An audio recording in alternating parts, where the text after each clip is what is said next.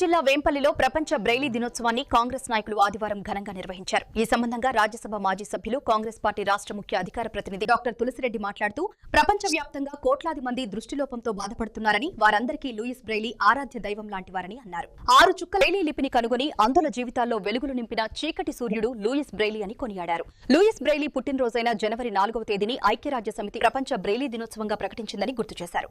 4 ఏళ్ల వయసులోనే చూపు కోల్పోయినా కేవలం 43 సంవత్సరాల జీవితంలో అసమాన ఆత్మవిశ్వాసంతో బ్రెయిలీ లిపిని ఆవిష్కరించి అందుల జీవితాల్లో వెలుగులు నింపిన కారణజన్ముడు లూయిస్ బ్రెయిలీ అని అన్నారు.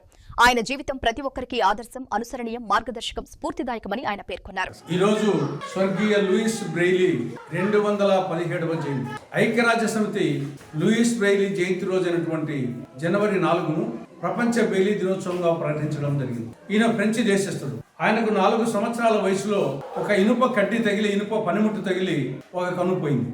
తర్వాత ఆ 2వ కంటి చూపు కూడా కోల్పోయాడు. కేవలం 4 సంవత్సరాల వయసులో 2 కళ్ళకు చూపు కోల్పోయాడు. ఈయన జీవించింది కేవలం 43 సంవత్సరాలే. 4 సంవత్సరాల వయసులో కంటి చూపు కోల్పోయాడు, జీవించింది 43 సంవత్సరాలే.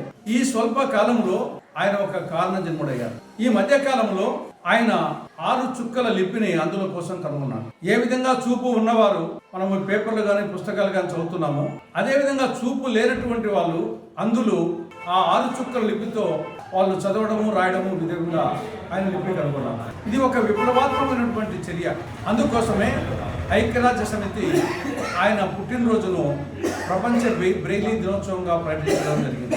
ఈనాడు ప్రపంచవ్యాప్తంగా దాదాపు 8 కోట్ల మంది అందులో ఉన్నారు, చూపు లేని వాళ్ళు ఉన్నారు. మన రాష్ట్రంలోనే దాదాపు 3 లక్షల మంది అందులో ఉన్నారు. వీళ్ళందరికీ కూడా స్వర్గీయ లూయిస్ బ్రెయిలీ ఒక దేవునితో సమానం. ఒక మాటలో చెప్పాలంటే ఆయన అందుల సూర్యుడు. ఏ విధంగా బృహంధరులో తెలుగు సూర్యుడు అంటామో ఆ విధంగా ఆయన అందుల సూర్యుడు, చీకటి సూర్యుడు. ఆయన జీవితం, ఆయన ఆత్మవిశ్వాసం ప్రతి ఒక్కరికి ఆదర్శం, అనుసరణీయం, మార్గదర్శకం, స్ఫూర్తిదాయకం.